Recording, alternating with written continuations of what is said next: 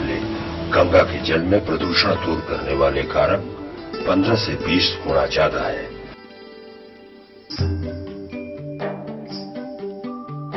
आज गंगा का जल प्रदूषित हो रहा है।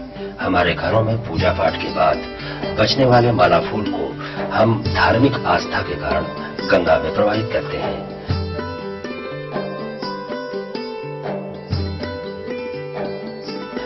क्या हमने कभी इस चीज को सोचा है कि इससे गंगा कितनी प्रदूषित होती है?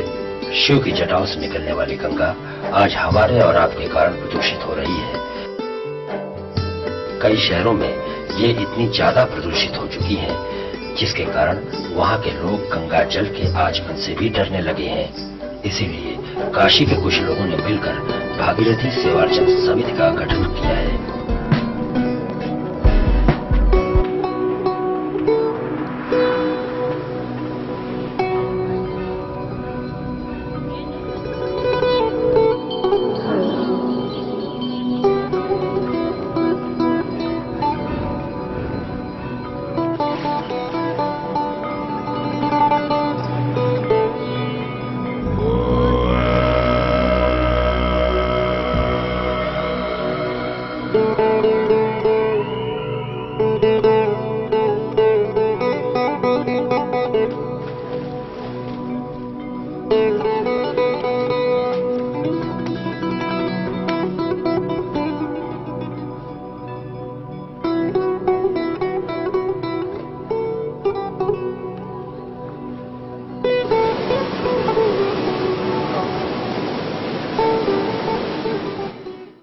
मैं बताना चाहूंगा कि आज के हमारे समारोह की अध्यक्षता करेंगे बाबा नागनाथ योगेश्वर जी, जो अभी क्षणों में यहाँ उपस्थित होने वाले हैं।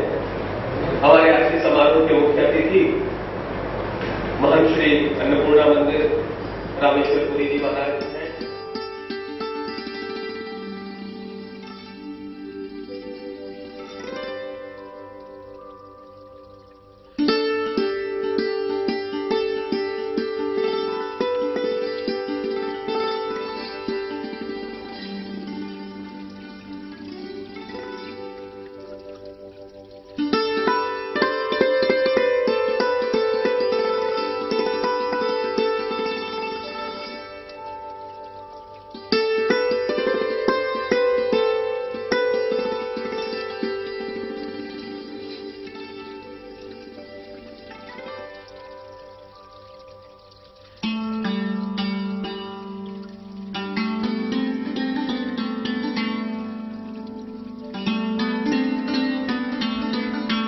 महाकाल का यज्ञ स्थल काशी, जो कभी नहीं सोती।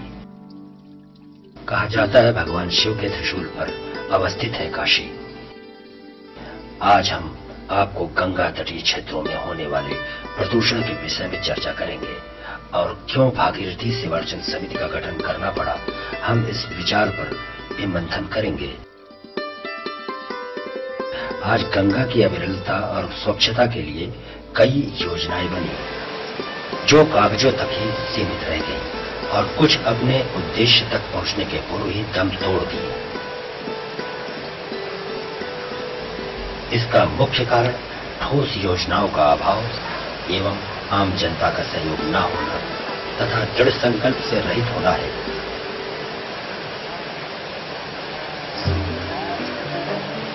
मां गंगा की निर्मलता एवं अविरलता के लिए गठित यह समिति का मुख्य लक्ष्य है कि मां गंगा के लिए यथासंभव सार्थक प्रयास मूर्त रूप ले।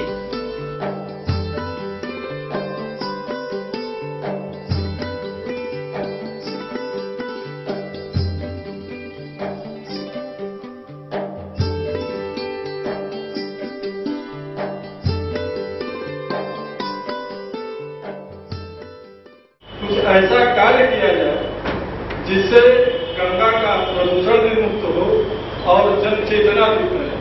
किसी भी पूजन से पहले गंगा जल की आवश्यकता पड़ती है। यहाँ पे काशी में गंगा जल आसानी से उपलब्ध है। आपको गंगा पूजा करना है, आपकी कोई भी गया गंगा जल एक बाल्टी ले आया और भरपूर गंगा का उपयोग किया। लेकिन आप उन सुदूर क्षेत्रों की बात करिए जहाँ पे गंगा जल उपलब्ध नहीं। इसके लिए समिति ने एक योजना बनाई। इस समिति की वेबसाइट और समिति के नंबर पर जो भी SMS करेगा उसे गंगा जल समिति निःशुल्क उपलब्ध कराएगी। वो चाहे भारत के किसी भी क्षेत्र में हो, उसको समिति गंगा जल 72 घंटे के अंदर उपलब्ध करा। आज भागीरथी सेवार्चन समिति गंगा के निर्मलीकरण पे कार्य कर रही है। उसके प्रदूषित होने के कारणों के साथ साथ उसके निवारणों पर भी कार्य कर रही है। भागीरथी सेवार्चन समिति एक सोच है। सोच कभी भी कहीं से भी किसी के भी द्वारा प्रकट हुआ। उद्देश्य गंगा की निर्मलता, गंगा की जो स्वच्छता है उसको बनाए रखने का भाव है भागीरथी सेवार्चन से।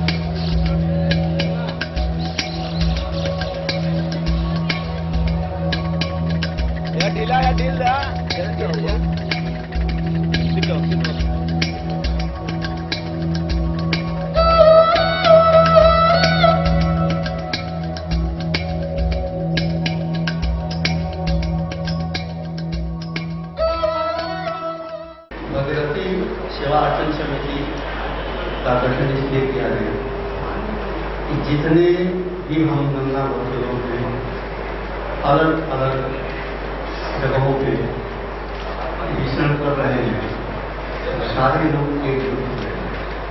माँ गंगा के निर्मलीकरण की आवाज उठाई गई।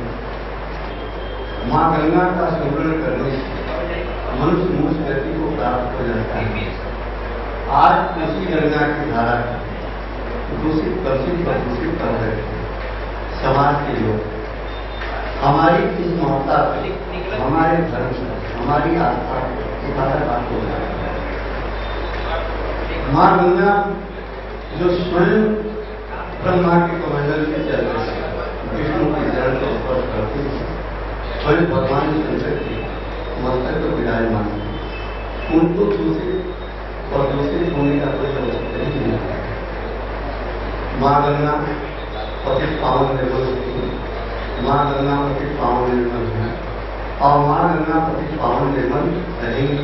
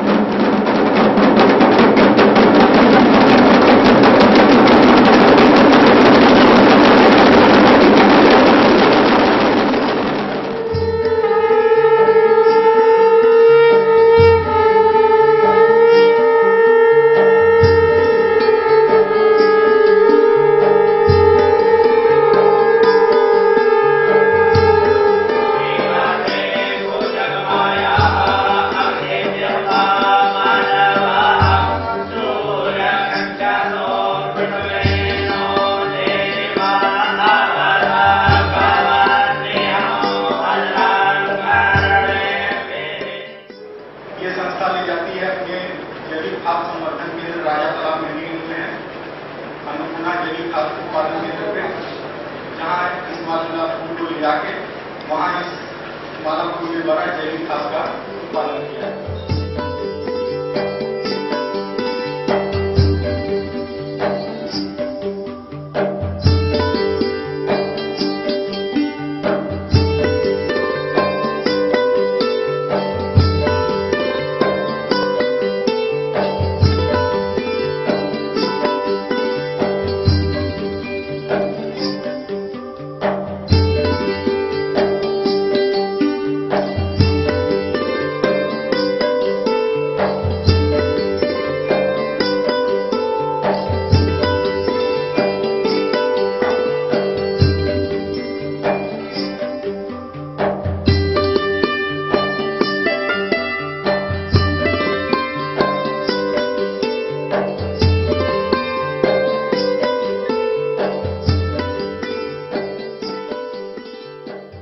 हर देश में, हर जगह में, हर कोने में गंगा तो है, नदी है हर जगह। दुनिया में तो इससे बड़ा बहुत सा लंबा नदी तो है। नदी तो पवित्र है, वो पूज्य है, मंदिर है, संस्कृति का अंग है, फिर भी अपवित्र तो एक जन समाज से हो।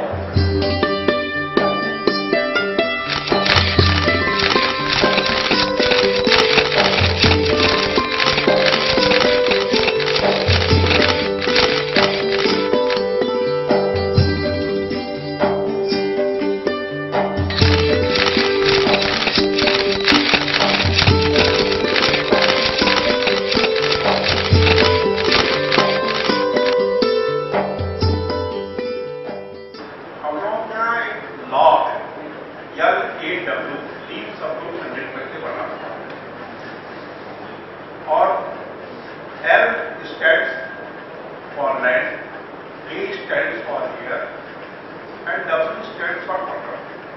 ये तीनों जो है एक दूसरे के पूरक है, इन्हीं से मिलकर के पूरा पर्यावरण बनता है। हमारी जो गंगा नदी है ये सिर्फ नदी नहीं है, ये भारत की आत्मा है। गंगा को पर्यावरण प्रदूषण से मुक्त करना है तो इसकी धारा को अविरल बनाए रखना नितांत आवश्यक है। और जो कि हम अपनी आवश्यकताओं के लिए बांध बना करके जगह जगह पर इसकी धारा को रोक दे रहे हैं।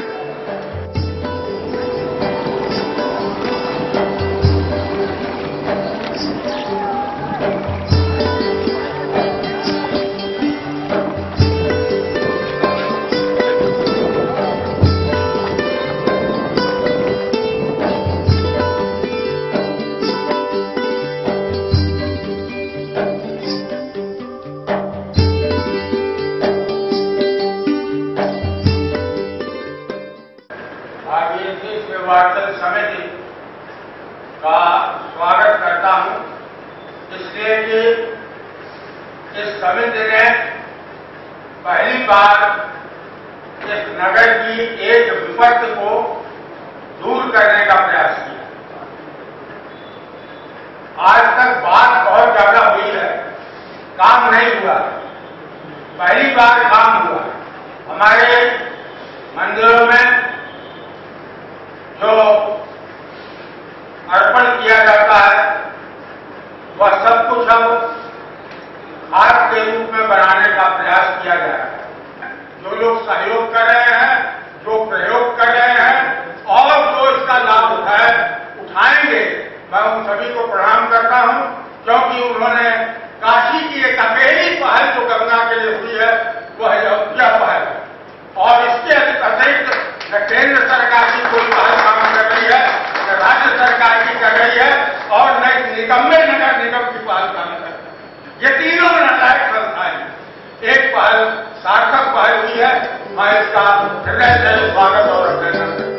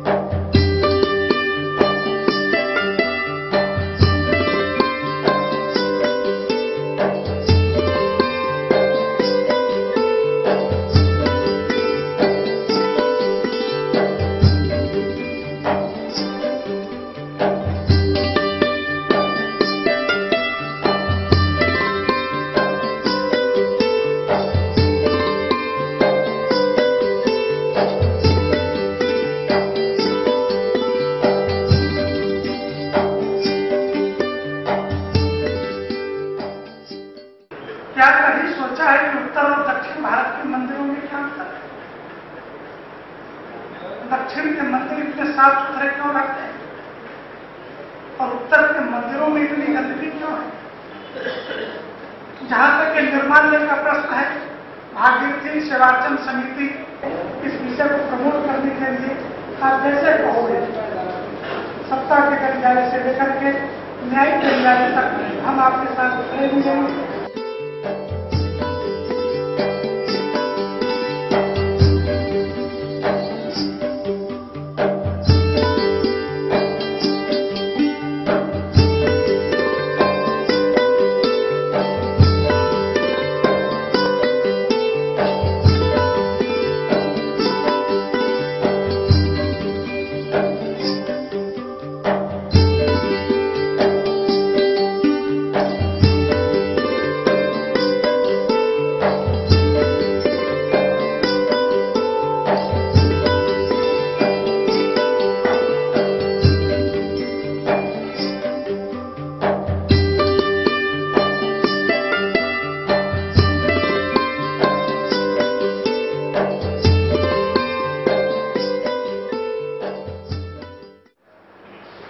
मैं भागीरथी सेवार्चन समिति के लोगों को धन्यवाद देना चाहता हूं। वो साधुवाद के लायक हैं कि उन्होंने गंगा निर्मलीकरण की दिशा में कुछ कहकर नहीं, कुछ करके उन्होंने दिखाया है। मैं जानता हूं कि यह काम कठिन है। जब से ये लोग काम कर रहे हैं, जितने भी प्रदूषण के कारण बताएंगे, उसमें से मंदिरों से निकला हुआ सॉलिड वेस्ट या माला फूल यह एक बहुत महत्वपूर्ण कारण है और जिसके लिए उससे होने वाले प्रदूषण के नियंत्रण के लिए इस संस्था ने एक अनुकरणीय कार्य किया है। ये साधुवाद के पात्र है। मैं अपनी तरफ से इन्हें बधाई देता हूं और इन्हें मैं बताना भी चाह रहा था कि इन्हें इस कार्य को और सुविधाजनक ढंग से करने के लिए मैंने साधन उपलब्ध कराने हेतु national Ganga river basin authority में प्रयास किया था। मुझे आशा ही नहीं, पूर्ण विश्वास है कि आगे आने वाले दिनों में इनकी संस्था जो अनुकरणीय कार्य करना शुरू की है, उसमें एक देशव्यापी लेवल पर मंदिरों से निकलने वाले माला फूल से जैविक खाद बनाया जाएगा।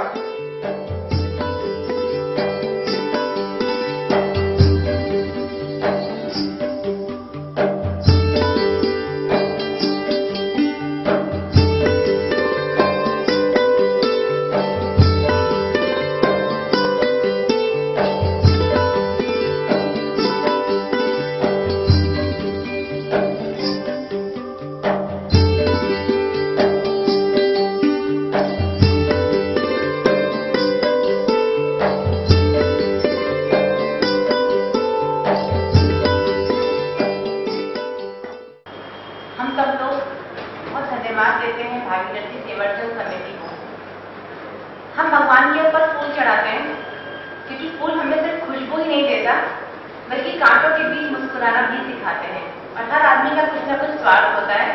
इसी स्वार्थ से कहीं न कहीं हम अपने इष्ट देवता के ऊपर फूल चढ़ा के उनसे ये आशीर्वाद चाहते हैं। जिस तरह से फूल हमेशा मुस्कुराते रहते हैं, उसी तरह से हमारी जिंदगी भी मुस्कुराती रहे। जिस तरह से वो कांटों के बीच भी हमेशा खिलते रहते हैं, उसी तरह से हमारी जिंदगी में कितने भी उतार चढ़ाव आए, लेकिन हम हर उतार चढ़ाव को पार करके हंसते मुस्कुराते अपनी जिंदगी व्यतीत करें। ये आशीर्वाद मिल जाता है।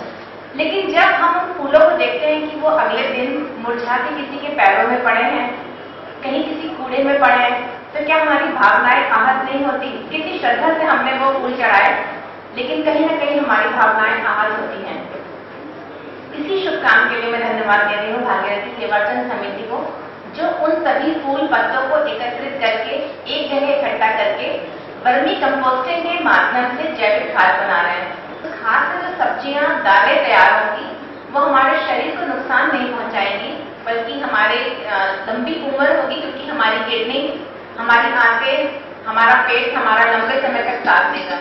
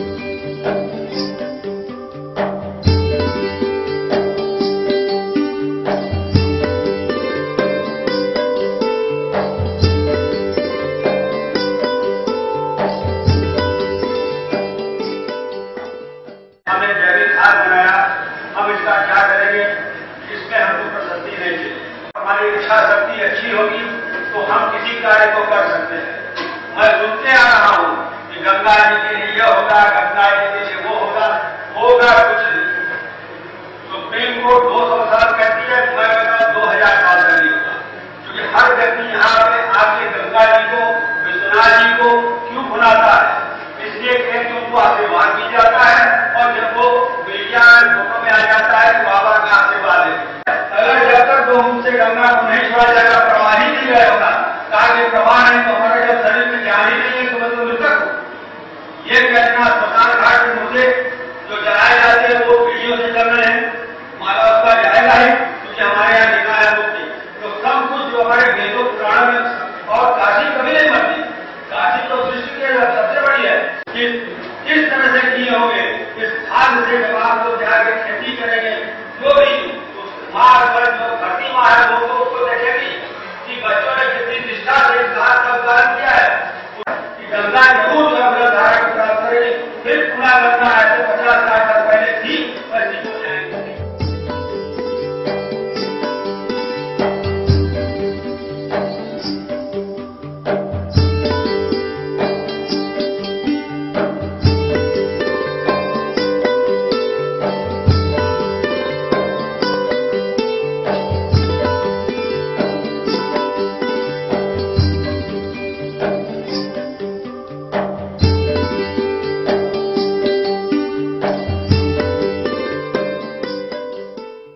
काशी में भागीरथी सेवाचन समिति जितनी भी फूल मालाएं जो चढ़ावा गंगा को दूषित कर रहा है, मंदिरों से उठाकर हम लोग उससे एक खाद पैदा कर रहे हैं जो कि जैविक खाद होगी, और इस जैविक खाद से हम लोग खेती करेंगे जो कि जिससे फल फूल उसके अलावा सब्जियां पैदा होंगे, जिसमें आज के समय में वो रसायन से पैदा हो रही हैं, जिसमें तरह तरह की बीमारियां शरीर में आ रही हैं।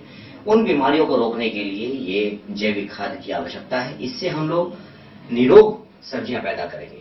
उसके साथ साथ हम लोग जड़ी बूटियां भी इसमें उगाएंगे, और जड़ी बूटियां इस काशी की धरोहर हैं, और इस जड़ी बूटियों को उगाकर हम लोग इस काशी के जितने भी निवासी हैं उनको निरोग रखने की कोशिश करेंगे। मिट्टी हमारे कृषि तंत्र के लिए एक ऐसा सजीव घटक है जिसके भौतिक, रासायनिक और जैविक गुणधर्म पर पौधों की बढ़वार और उत्पादकता निर्भर करती है। एक समय ऐसा था जब खेतों में मिट्टी की उर्वरक क्षमता बढ़ाने के लिए किसी रसायन की जरूरत नहीं पड़ती थी, क्योंकि इन खेतों में पर्याप्त मात्रा में केंचुए हुआ करते थे, जिसके अवशेष मिट्टी के लिए खाद का काम करते थे, और खेतों की उत्पादन क्षमता अपने आप बढ़ जाती थी। लेकिन आज के समय में लगातार कृत्रिम खाद के इस्तेमाल से मिट्टी की उर्वरक क्षमता घटती जा रही है। साथ ही इसके बढ़ते इस्तेमाल के चलते लोगों को स्वास्थ्य संबंधित समस्याएं भी हो रही हैं। ऐसे में मिट्टी की उपजाऊ क्षमता को बढ़ाने के लिए वर्मी कल्चर एक कारगर उपाय साबित हो सकता है। वर्मी कल्चर वास्तव में केंचुओं के संपूर्ण जैविक गुणों के ज्ञान के आधार पर उत्पादित किया जाता है। वर्मी कल्चर उत्पादन के लिए केंचुओं को मिट्टी के साथ मिलाकर रखा जाता है, जिसमें ये केंचुए मिट्टी को अपने भोजन के रूप में इस्तेमाल करते हैं और अपचयित मिट्टी को अंत उत्पाद के रूप में विसर्जित करते हैं। इस प्रकार केंचुए से जनित विशेष प्रकार की मिट्टी को वर्मी कंपोस्ट यानी कृमि खाद के नाम से जाना जाता है।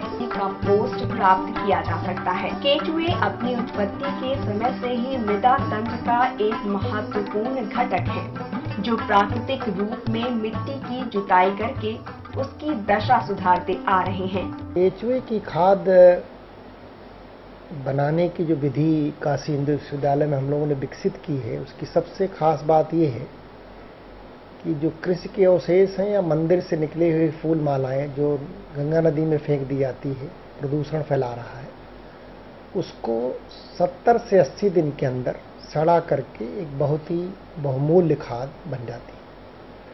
उस खाद का इस्तेमाल करके हमारे किसान भाई सब्जियां, फल फूल और धान्य फसलें उगाते हैं।